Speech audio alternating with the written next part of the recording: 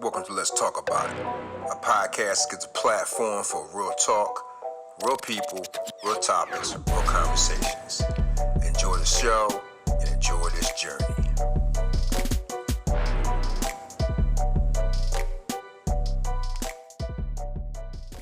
Welcome everybody to Let's Talk About It, a podcast for real talk, real people, real topics, real conversation. Today we're going to talk about being fit in your 60s. Now, I know this individual from Instagram. She has great material. She is definitely fit in her 60s, and she's going to talk about that. And we're going to ask her about how she got started in her fitness, diet, nutrition, and we also going to play a little game with her at the end, which I know she's so excited about. I'd like to introduce Tina. Tina, how are you today? I'm doing good. How are you? I'm doing great. So we already discussed earlier, you already got your workout in, you're all feeling great and vibrant, right? Yeah. What you work on today? Pardon me? What'd you work on today? Oh, glutes. Oh, yeah. Glutes is like, that's a killer. Yes. I did my workout today too. What did I do today? Some arms, some legs, which God knows I needed. We're doing it tomorrow too. So let's kick it off. Being fit in your 60s. Let's start first and foremost. Like, how long have you been working out totally? Well, I've been working out in some form pretty much my whole life. I was an athlete in high school. I ran track.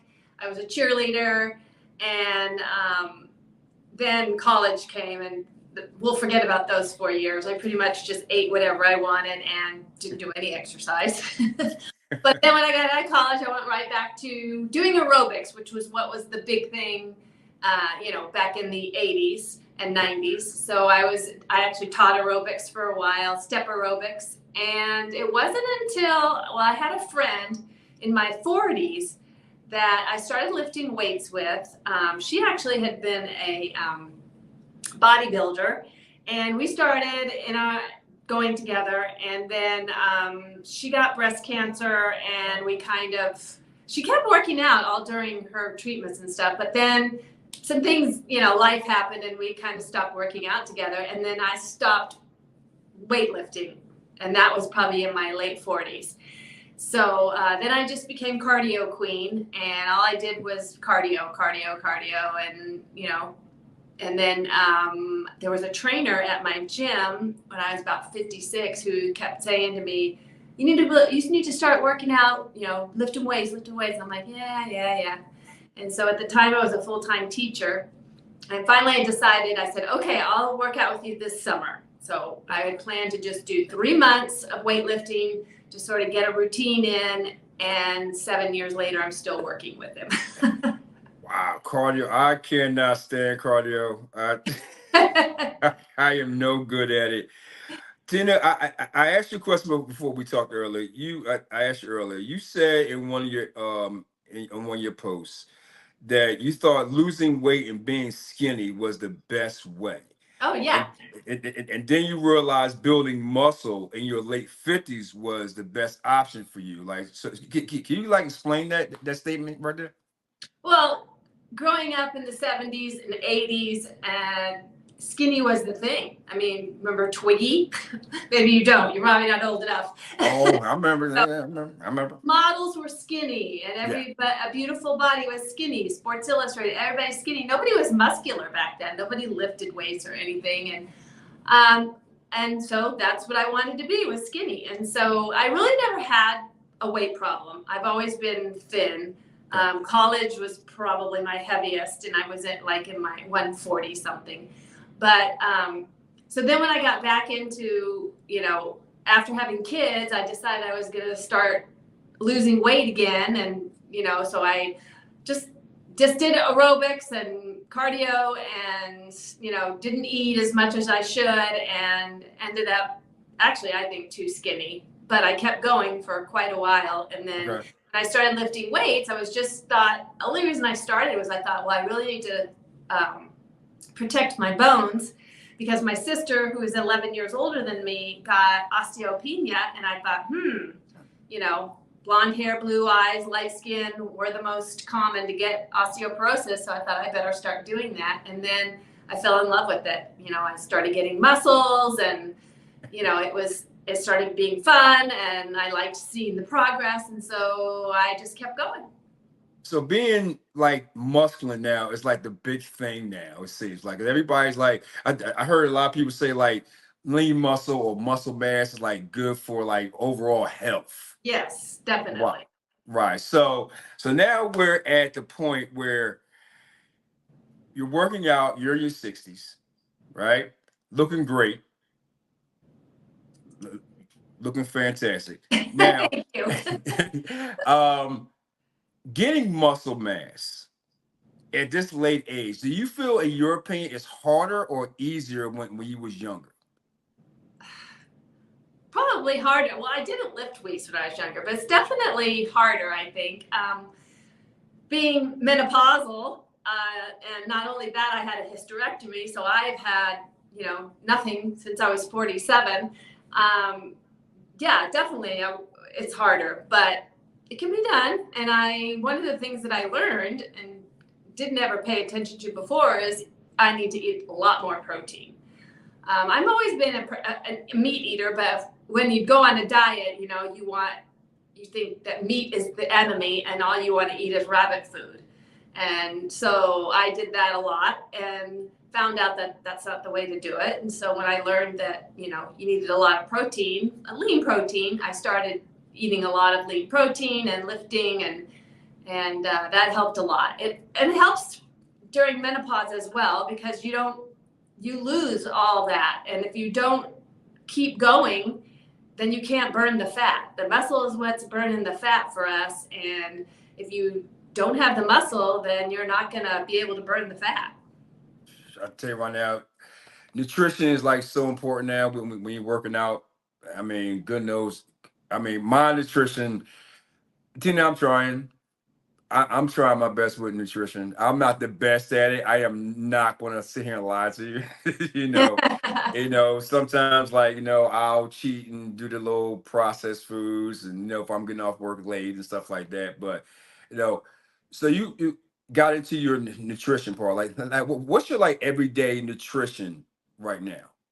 Well, I just eat what I like, but I try to prioritize protein the most. I kind of count macros. I really emphasize protein more than anything, though, but I try to have a carb and a fat and a protein in every meal. And so like breakfast is, either a protein pancake with fruit, or eggs and a muffin, an English muffin and some vegetables and with the eggs. And dinner, my husband and I were not, fancy.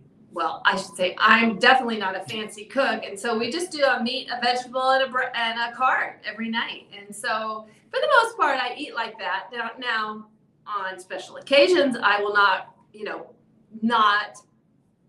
not eat, the cake or the candy. I have to have 4 pieces of dark chocolate kisses every day as well. You can't take away my chocolate. So, So why only 4? Because it's 80 calories. I don't know. 4 seems to be the right now. I don't know. What is your go-to dish right now? What's your favorite? Healthy dish or dish in general? Well, we'll say like healthy dish right now. I usually eat chicken and rice, or chicken and a sweet potato, and broccoli would probably something that's easy to cook. It has to be easy. Now see, I just got into that because I do chicken and potatoes a lot, and which I should eat more vegetables. I'm very bad at that. I am not gonna lie to you. But I really got into the sweet potato part. I love sweet potatoes. I'm liking that, even though it takes longer to cook, which is a pain. Yeah. But I'm really into that. I like that right there. Let me ask you do you have a cheat meal? A cheat meal? Yeah. Yes. Chips and salsa. I love it. So Mexican food. So there you go. I love it. All right, here go a question for you. How does a workout routine differ from someone who is over 60 compared to a younger age? For weightlifting, it doesn't have to change at all. You just do the same exercises and use whatever weight you can. It doesn't matter. I mean, you could, do a shoulder press with 5 pounds, or you can do it with 50 pounds. I mean, whatever works for you. It's no different. You just have to adjust the weights to the level that you're at. Do you take like supplements and stuff like that, or anything like that? Yeah, I do. I take creatine, I take collagen, amino acids. What else do I take? And then I take things like CoQ10 and magnesium, those kind of things. I'm scared about creatine. I'm not gonna lie to you. I don't know what it is. I asked like another guest of mine about creatine. I heard so many stories about it. Like, you take it and it gives you this rush, and you get this little numbing feeling in your face and stuff like that. Creatine? Yeah. No. I'm serious. Pre-workouts? I don't know. Maybe I guess I'm a little old school. Pre-workout or something. Yeah, I just take I forgot what I take. It's some stuff over here. Creatine is like, I don't know. I just don't know. I can't get into it. Have you tried it?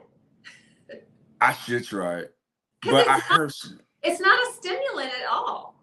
Really? What do you recommend? What kind? It helps build your muscles. Is it a certain brand I should try? It doesn't matter. I just went on Amazon and picked the most popular one.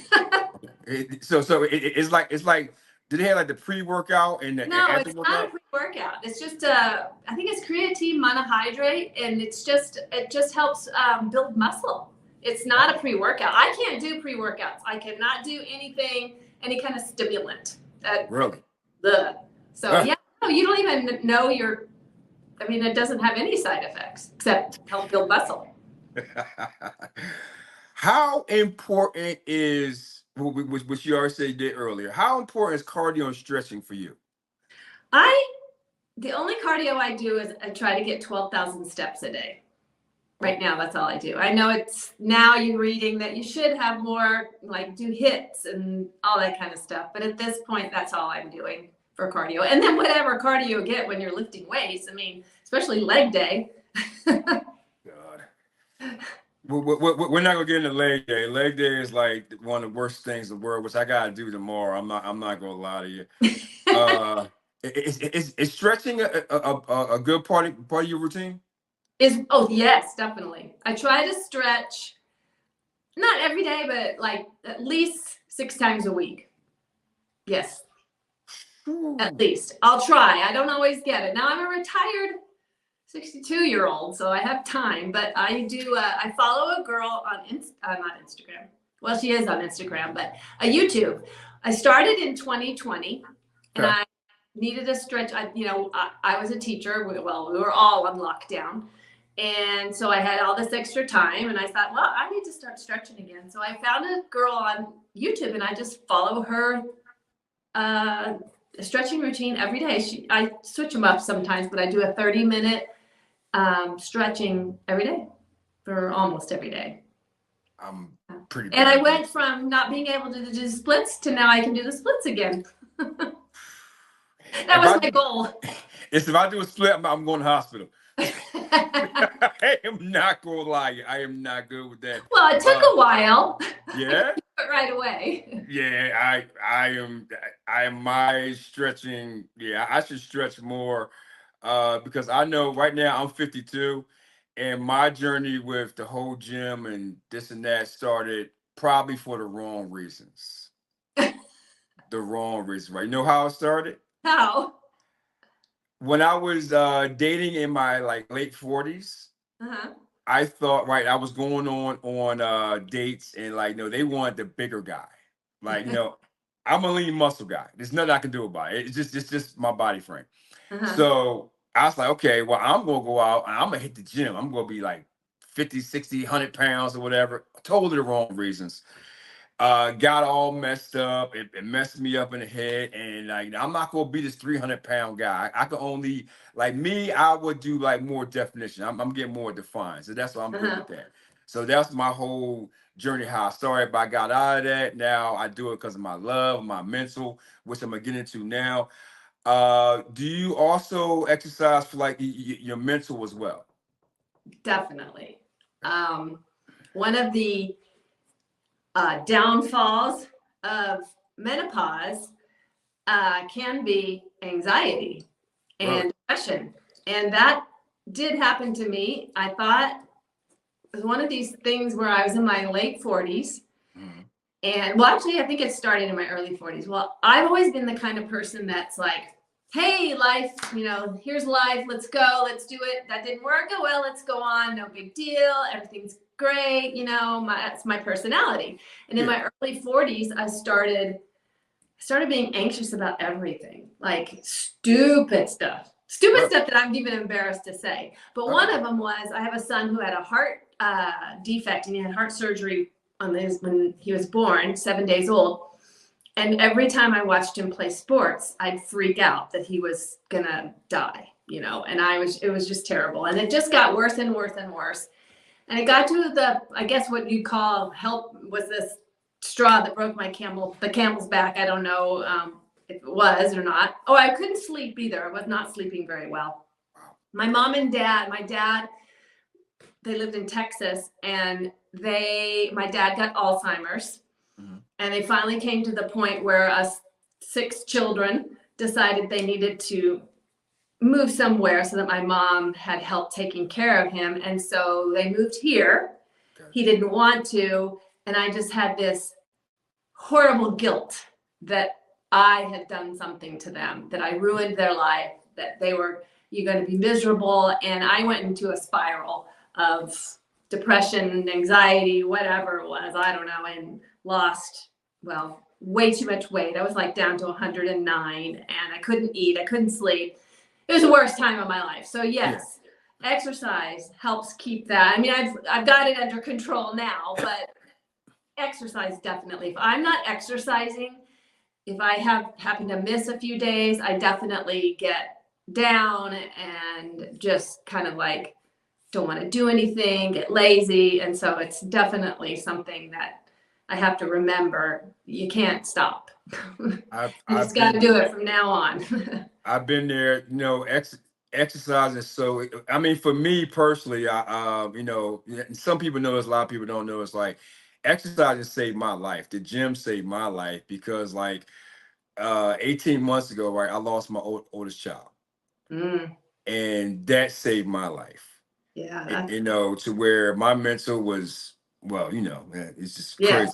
When you lose a child, it's like very deep. So it's something you'll never get over, but it saved me. And I totally get it. Exercising is a lifestyle. I love it. It's just, but it does help out everything all the way. Now, how many times a week do you train? I used to do 6. Now I've kind of got anywhere between 4 and 5. I try not to do 6 anymore. I think I was overtraining and kind of, messing myself up. And so, or if I do 6 days, it's a lot. It's a light workout. I don't do a super heavy, I used to do glutes twice a week, legs twice a week, arms, back, I was just like, boom, I wanted to be Superwoman. And I think that sort of took a toll on me. And so now I just listen to my body and I go, okay, today, do I want to go hard? Do I feel good? Or do I just need to do a little here and there? And so, I think that's better for me.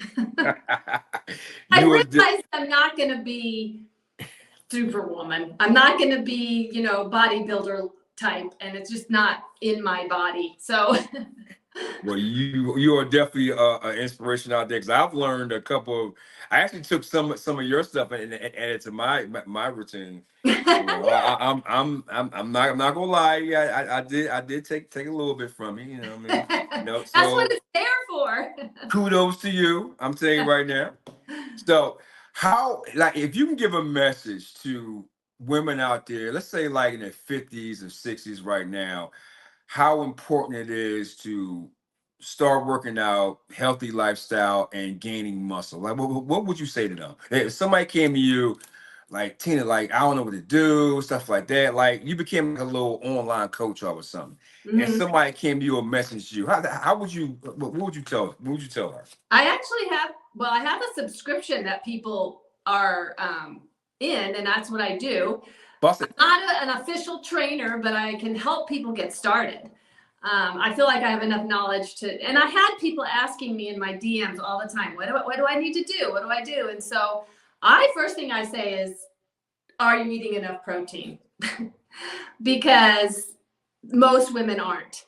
I'm just shocked at some people who, well, I eat about 50 grams of protein a day. And I'm like, oh my gosh, no, because again, we think that if we're going, you have to eat rabbit food, And so I try to tell them first, you got to start eating more protein, and then I usually say do some sort of strength training. And it can't just be bands. If you don't have the money to go to a gym, or you don't have the money to set up at your home, buy a bunch of bands. They're cheap. And I mean, that's resistance. And, you don't have to strive for muscles, big old, like I want. You can just be doing strength training that doesn't necessarily, have you looking like a bodybuilder. And that's what I try to tell them. Start there. And, because most of them will say, I have this fat. Now I can't get rid of it. I can't lose weight. I was thin all my life. Now I have this belly, or I have this, fat that won't go away. And I'm like, well, what are you doing? Well, I'm eating, 1,200 calories a day. I said, well, that's the problem. You need to eat more. You've got your body, your metabolism so screwed up, so anyway, that's what I tell them. Eat more, eat lots of protein, and start a weightlifting program. And do some walking, move too. You got to move. I mean, if you don't want to do serious cardio, then at least do some walking and some moving or some dancing or something. Yeah, got to move. Well, I'm definitely going to post your what now your subscription to the bottom of this page when it comes out, so people can check you out and stuff like that. Like, do men come to you as well, ask you your advice as well? Sometimes. Sometimes. Not too many. Not too many. Okay. No, I think probably because I emphasize that about everything I talk about is for women over 50, which can work for men as well. But yeah, no, I do have some men that'll ask me questions, but yeah, mostly women. Working out, I think, like right now, is so popular right now. It's so good for people over 50s and 60s for working out and staying in shape, because like I said earlier, it helps our longevity. We can actually, we're probably better. To me, I don't know about you, I feel better now than I did in my 20s and 30s. Yeah, definitely. Well, some days I get out of bed, I'm like, my back. Yeah. There are those things that you just can't, they're going to happen in your, age. For me, it's like, crepey skin. I can work out all I want, but I'm going to have crepey skin. I'm going to have wrinkles. I'm going to, there's certain things but if you eat right, I have noticed a change in my skin from changing to eating right and getting a lot more sleep and water. So, because, I was a teacher, and you're not allowed to go to the bathroom whenever you want as a teacher. You go when the time, recess or lunch. And so I couldn't drink much water because I didn't have any time, I couldn't just go, oh, sorry, kids, I have to go to the bathroom. In the classroom. So it's like, you can't, you can't drink there much water. And so once I did start drinking water and eating right, my skin definitely, I think it got a lot better. How many years was you a teacher? Well, I did it in two stints. I did it when I first got out of college for 4.5 years. Then I raised my kids for 20 some years. And I was a substitute for 7 years. Like I did a lot of some long-term subs. And then I finally went back in 2014 as an English language teacher. Here in Tucson, we had a huge influx of African refugees. And so they were all in the neighborhood where I taught. And so that's who I was teaching. I was teaching them how to speak English and read and write in English, and which was a hoot. You know, my first year, literally nobody spoke English but me. And then there was like, I would think there was like at one time 11 different languages in my class. So Wait. So when you was doing that, who was translating for you? Nobody. And you, wow. We did a lot of this. No, I'm here. I love it. Smile. Good morning. That is crazy. I was an actress as well. I see that. It was crazy. You know, though, it was the most rewarding thing I've ever done because no one spoke English. We could not communicate at the beginning of the year. By the end of the year, we were having conversations. They were telling me all about how they lived in Africa, and most of the girls had not even really been attending school regularly because if mom needed help at home, they had to stay home. You know, it's the most fascinating thing. Yeah. So I did that from 2014 to 2020. Then when I had to teach online, I said, I'm out of here. Yeah, I can imagine that was tough when the whole COVID thing came out. That was no fun.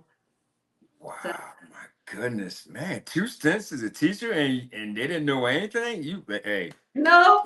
And actually there were like 3 girls, Namungu and Tunisia and Sambatu. Okay. All girls I just fell in love with, and to this day 2 of them I'm still friends with on Instagram, and I see that they've gone from, you know, imagine when you see what an African refugee kid looks like, mixed match clothes, you know, hair done however mom can do it, to now that these very Americanized. As a matter of fact, one of them told me she's now an American citizen. Beautiful hair, you know, just look gorgeous. You'd never know that they were little refugees at one time. They're all very Americanized now. All right, yeah. Listen, I'm very curious about. I'm asking one last question about being a teacher. What inspires you to be a teacher? I love kids, and I love watching them learn, which is why I had 4 kids. I just love it. I love kids. They're so fun. They're so eager to learn, especially these kids were, and they were soaking everything up. They wanted to, you know, learn English. They wanted to learn how to read.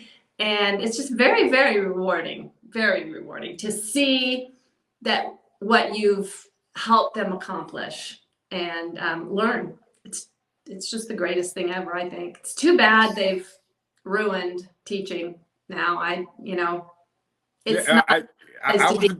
was debating on asking you that. I didn't know if you want to even talk about that, but like, I don't want to get too much in, but I do want to ask you this though.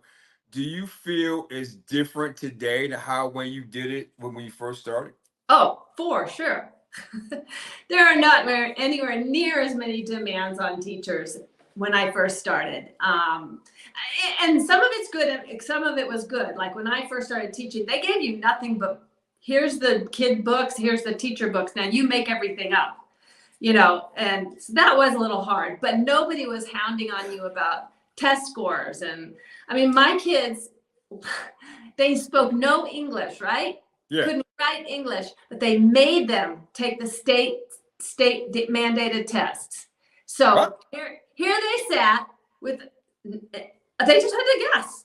They guessed every answer. They couldn't do it. And it was stressful for them. Oh, so that state made them take the test and they could not speak English. Mm-hmm.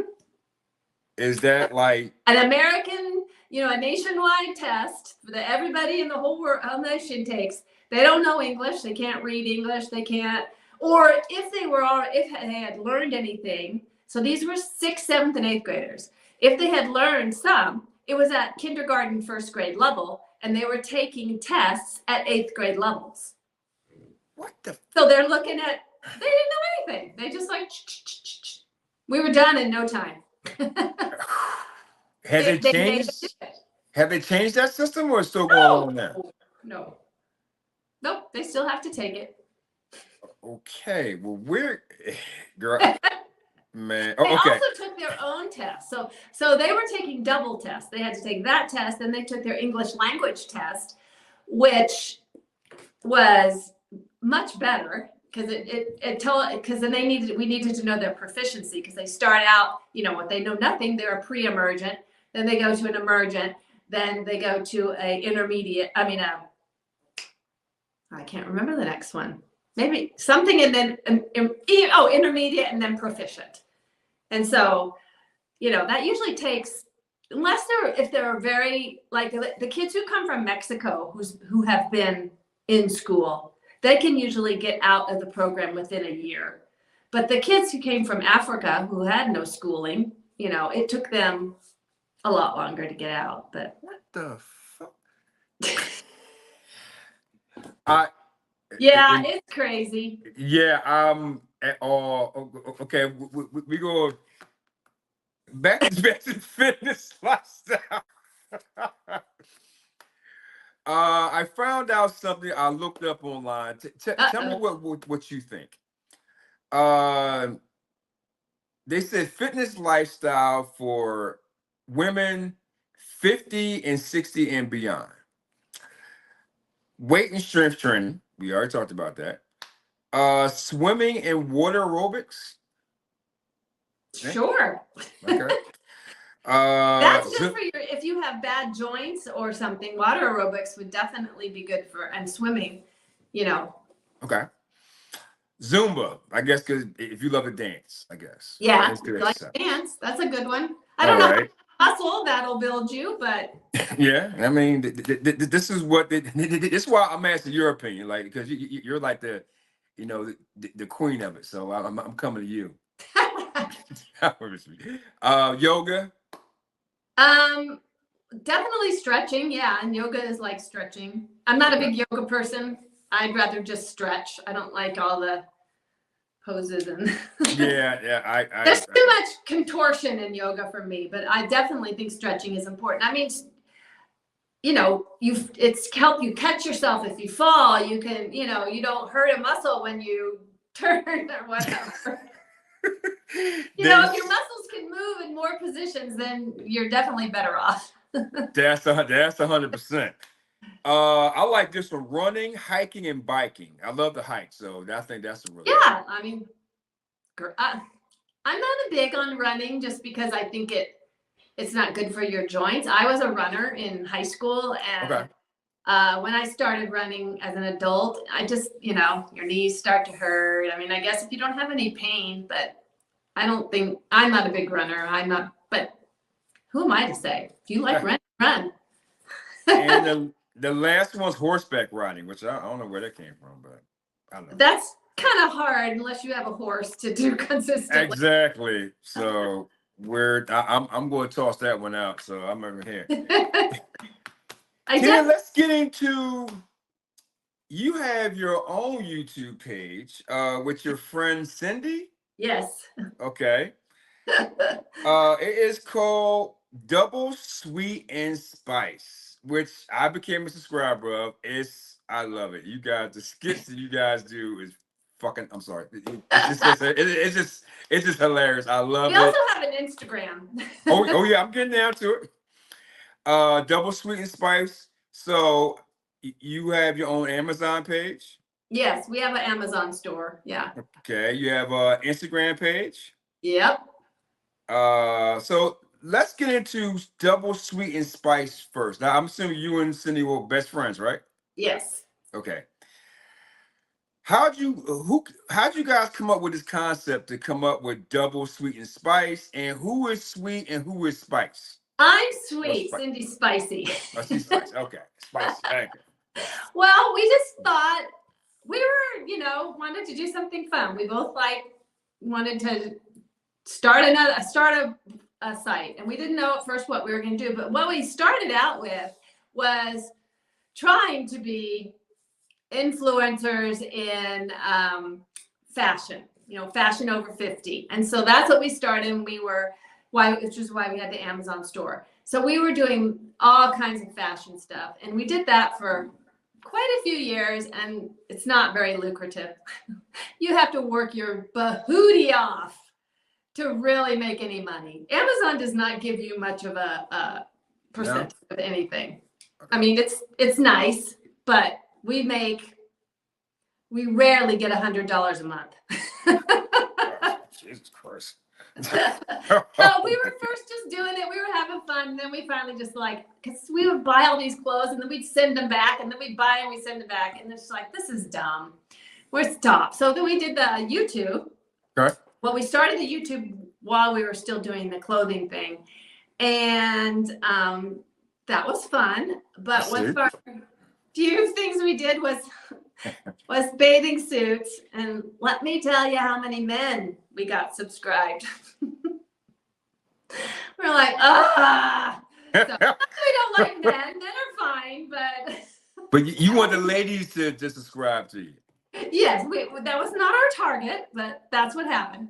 Okay. But now we've started trying to do just fun things that women over 50 go through. Like, I think we're having one come out next is, we looked up the things women over 50 shouldn't wear, and we debunked them. We showed that, yes, you can wear all these different, they'll say you can't wear a low-cut top, or you shouldn't wear short shorts. And so we debunked all of those. So that's, I think, our next one coming out. And then we did a whole series on menopause and all of the things that happen in menopause. Now, we're not experts, but we both went through it. So, we talk about that. So that's what we try to do. We try to come up with a subject, and then we just sit and chat about it.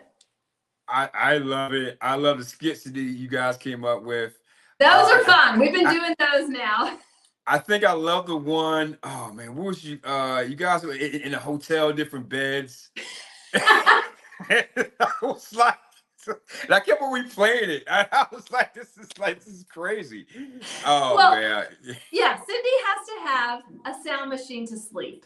Okay. I cannot sleep with the sound machine, but I let her turn it. Well, I don't sleep as well, so I let her have the sound machine on. Okay. And then she also sleeps with the eye thing over her eyes. And so that's what that one came from. We're like, I get up and hit her over the head with a pillow. It was hilarious when we were making it, though, because I get up. We did it 100 takes. I get up and I pull the pillow and hit her. She goes, Tina, you didn't even hardly hit me. I'm like, okay. Then I do it again and hit her. She goes, Tina, that is not hard enough. I'm like, Cindy, I don't want to hurt you. That's awesome, man. I'm so glad, right, that you two do this right here, and you're doing great. You're doing great content. That's why I had to reach out. I mean, right, because you do great content. Well, thanks. You're double sweet and spicy. It's great. I mean, your fashion shows, your skits. Like I said, I love your skits. You gotta do more skits. Well, we are. Cindy just got back from a 3-week cruise. What? So how dare her leave me for 3 weeks? But so she left you for 3 weeks. Yes. Can you believe she would do that? Oh. Well, man, like you tell her from me, Cindy, if you watch this, why'd you leave Tina? I told her, don't ever do that again. Exactly. Take you with you next time. That's right. So we just got together and we're planning some more stuff. We look through Instagram Reels and go, oh, let's do this one. We actually copy a lot of people and some of them. So we put one out today. Did you see it? Oh, no. I'm going to go check it out right after this. I'm going to do it. I'll tell you right now. Yeah, I think I shared it in my story, so all I have to do is go to my story and you'll see it. Oh my goodness, yeah, right. And you guys do stuff right with Prosies too? Not anymore. Oh, okay. They kicked me out. Okay. They kicked me out. They said you haven't sold anything. See ya. Oh my goodness. Well, listen. Look, you girls are so funny with the page. You guys, like when you guys do your fashion shows, you guys are on point. I mean, seriously, like back and forth. Would you do this? No, I wear this. No, I loved it. I do love it. I do this and that. great inspiration. That's why I had to have you on. Seriously, seriously, seriously. Now, before I wrap this up right here, but I want to ask you, matter of fact, I'm going to tell you one thing. My grandmother was a teacher for years. And I Oh don't know if this, yeah, she was a teacher. This is back in the 70s coming up. Like, this started late 60s and 70s coming up. And she says, even till she retired in the 80s, she even told me back in the day, uh, no budget for the classroom. yeah. Mm-mm. You had to buy your own supplies. Still. Still? Oh yeah, pretty much. I mean, they give you some, but it takes so many things to make. You know, they expect you to have this beautiful classroom with all these things, but you have to provide the money for it. Yeah, she was telling me all this, like this or that. And I'm like, she was buying notebooks, pencils. And Well, I'm like, they do provide those now. well, back in the day they didn't. She was doing all types of stuff. I was like, wait, what are you doing? But there's one thing I do like about her when I was a kid and I became a teenager when she finally retired. People will come up to her out of nowhere. Mr. Johnson, I remember you, this and that. I'm like, and then they were like saying, like, you're like my inspiration and this and that. And like they remembered her. And like, because she was like, she was tough and stern, but she was Yeah. fair. But they always remembered her. She gave everybody a chance. And people used to come up to her every now and then. Does that happen to you a lot? I assume it happens to you a lot because you have a great personality. You seem like you care for these kids. I know it has to happen to you. Well, the problem is I don't live anywhere near the school I taught. So Oh, I never run into kids anywhere. So, but I had some of the, like when I started out in middle school for 2 years and then went back down to the elementary school, which in this school, they were on the same campus. We yeah. shared the same cafeteria. So when my elementary kids would go up to middle school, they would come over like maybe before school or something and, come visit with me. And and then the girls that I am friends with on Instagram, they're constantly, oh, Miss Lacey, I loved you so much. You're the best, and I mean, I used to buy clothes for some of these kids because they didn't have anything, and so they were really, 8 people in one apartment, 8 family members in one apartment. And so the little girls didn't know anything about bras. I would buy them bras and I mean, just all kinds of stuff. So I know that they were, even though they can't thank me, I knew that they were very, thankful for the things that I did for them. So it would be nice to hear from them, but like I said, I don't live anywhere near them. And a lot of the refugees, their families will move to another state once they get settled in and get some money and go where there's factory jobs. Wow. There's not a whole lot of good jobs here for them. And so a lot of them will get on their feet and then they'll move to another where there are good factory jobs for them. So the family. You're a great person. I commend you so much for everything. Seriously, seriously. But I got a little game to play with you. All right. Got a little game to play with you, like 90 seconds, pick and choose random questions. I know you like to play games because you're a teacher. You must have played with the kids, right? Yeah, that doesn't mean I like them. No, just kidding. I was the one in charge. Well, here we go. Are you ready? Okay. I'm gonna set the clock. You ready to go? Yeah. All right. Talking or listening? Talking. Free health care or free education? Free education. Okay. Cooking for someone or being cooked for? Oh, being cooked for. Okay. Push-ups or sit-ups? Sit-ups. Washing dishes by hand or dishwasher? Dishwasher. Duh. Night out or night in? Night out. Fame or fortune? Fortune. Okay. If you can meet any celebrity in the world, who would that be? I don't know. I can't think off the top of my head. Oh, okay. You know who I would like to meet? Amanda Bynes. I really liked her as a child, and I feel bad that she was, messed up through Nickelodeon. Okay. want to give her a big hug. You want to give her a hug? Okay. Words or actions? Actions. Favorite toy as a kid? Gosh, favorite toy. The one that comes to my mind is Chrissy. It was a doll. Cardio or weights? Weights. Bulgarian squat or sumo squat? Sumo squat. Win the lottery or land your dream job? Lottery. I don't need no job. Time travel to the past or the future? Ooh. Past. Okay. Would you rather have $1,000 shopping spree to Walmart or Target?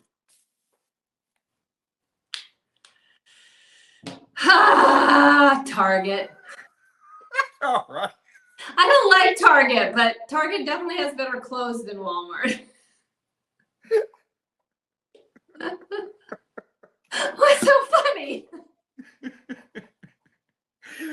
So, one of my episodes, somebody said the same exact same thing. I asked somebody else that question. They said the same exact thing. That's why I had to laugh for it. Oh my God. That is crazy. You said it the same way she said it. That is amazing. I love that. I guess nobody likes Walmart's clothes. We did a YouTube video there with trying on Walmart clothes in the dressing room. Yeah. And it didn't come out. The lighting was terrible, so we didn't do it. But yeah. So are you guys going to do like a comparison Walmart clothes to Target clothes? I don't know. That's a good idea. Right? All right. Get something from Walmart? We'll put your name in it. There you go. There you go. Put me in it. Tina, do you have any final words to say to a woman, to women in their 50s and 60s who wants to work out, who wants to build muscle, who wants to have longevity? Anything special you'd like to give us final message to? It's never too late to start. No matter where you are in your fitness journey, or no fitness journey, or your weight loss, it's never too late to start. You heard, ladies and gentlemen. Tina, it was a pleasure. Seriously. Thank you. It was fun. Thank you so much for coming on. Okay, ladies and gentlemen, thank you so much. Stay tuned next week for another episode of Let's Talk About It. Thank you, ladies and gentlemen, for watching the show. Please subscribe, click on the bio, support the show. Thank you so much again. We'll see you next week for another amazing episode on Let's Talk About It.